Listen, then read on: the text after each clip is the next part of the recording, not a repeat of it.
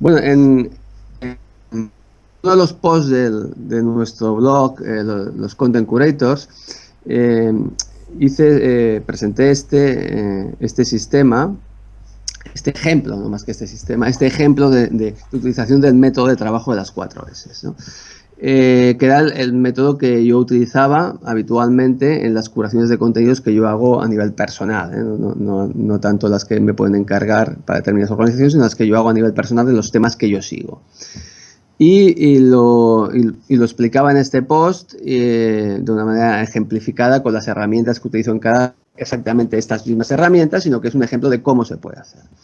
En mi caso, yo explicaba que hago curación de contenidos sobre 2 o 3 o 4 temas con diferente frecuencia. En algunos casos y casi siempre suelo combinar la publicación en tiempo real o de manera muy frecuente en redes sociales con lo que se llama slow curation, es decir, publicación a tiempo más lento, a nivel de artículos más pensados, y en función de eso, de esos diferentes temas y esas diferentes frecuencias de publicación, tengo pues un método con una serie de herramientas que son las que explicaba.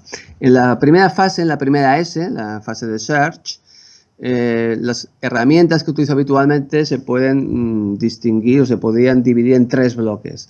Por una parte, los sistemas de alertas, como Google Alerts o Talkwalker Alerts.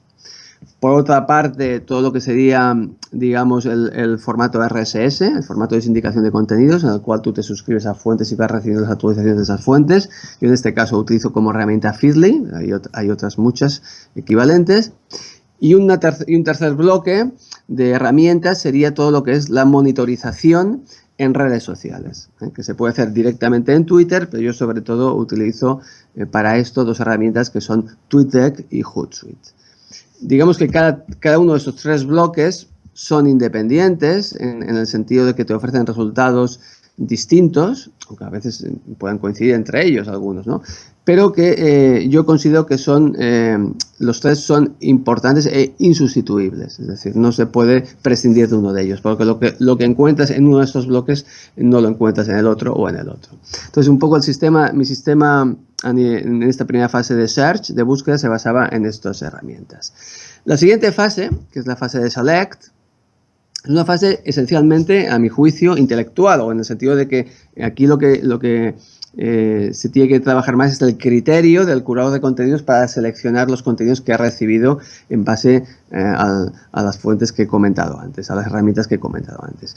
Yo utilizo como herramienta en esta fase una muy clásica, que utilizo hace pues más de 10 años, que es Delicious. Delicious que bueno, supongo que muchos conocerán, ¿no? Es verdad que han salido otras herramientas más actuales. Lo que sucede es que yo las sigo teniendo aquí Delicious como fuente, como depósito donde tengo etiquetado todos los artículos, webs, información audiovisual, informes, etcétera, que me interesan, y entonces lo sigo utilizando como tal, como lugar donde dejo aquellos contenidos que he seleccionado. Y en Delicious, por tanto, es mi fuente, mi herramienta de trabajo fundamental en esta etapa, aunque también la puedo combinar con otras más actuales, como por ejemplo Pocket. Como decía, la fase de select es sobre todo una fase en la cual lo importante es el criterio del curador, en lo cual la herramienta me sirve para tener un poco seleccionados aquellos contenidos que me interesan y que en un momento u otro voy a utilizar posteriormente. Pasamos a la fase 3, de la curación de contenidos, que sería la fase de sense making. Sense making es la fase de aportar valor, en la cual yo ya he decidido sobre qué quiero hablar, sobre qué quiero compartir a mi audiencia, a mis usuarios o a mis clientes, y entonces esto lo hago a partir de una serie de herramientas. Como decía al principio, yo utilizo mucho la content curation en tiempo real. Entonces, en tiempo real, que decía, en redes sociales, en el momento. Entonces, en ese sentido, yo utilizaría Twitter.